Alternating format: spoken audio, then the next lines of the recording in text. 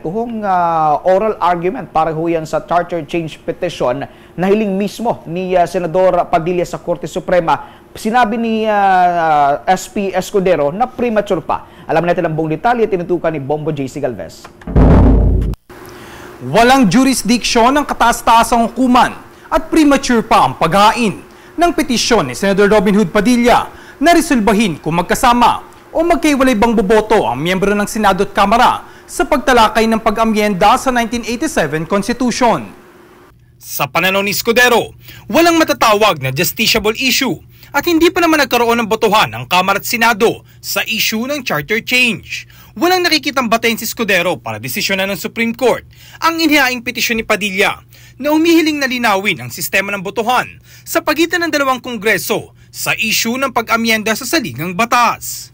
May nakabinbin na petisyon si Padilla sa Supreme Court at hiniling na resolbay ng issue kung boboto ba ng magkasama o magkaiwalay ang dalawang kapulungan ng Kongreso para umusad na umano ang anumang amyenda sa saligang batas. Ayon kay Padilla, hindi niya magampanan ng tungkulin niya bilang tagapangulo ng Senate Committee on Constitutional Amendments and Revision of Codes dahil sa kulang ng kalinawan sa mga nabanggit na probisyon.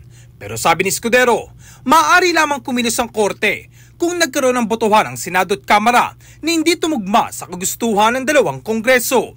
Paglilinaw naman ng senador, walang kinalaman ng Senado sa petisyon ni Padilla at hindi nito kininsulta ang mga kapwa-senador at ang petisyon ay sariling desisyon lang niya.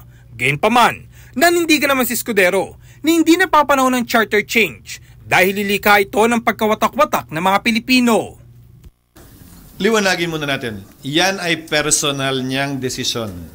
Hindi yan kinonsulta o tinanong sa akin o sino mang miyembro ng Senado at hindi yan aksyon ng Senado.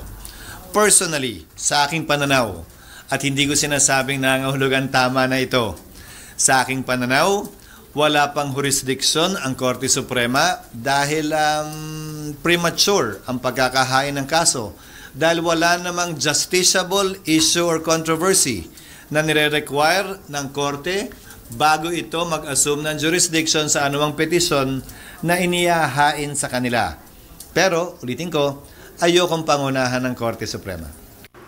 Para sa Bombo Network News, ako si Bombo JC Galvez, nag-uulat para sa #1 and most trusted radio network in the country, Bombo Radio Philippines, Basta Radio. Bombo!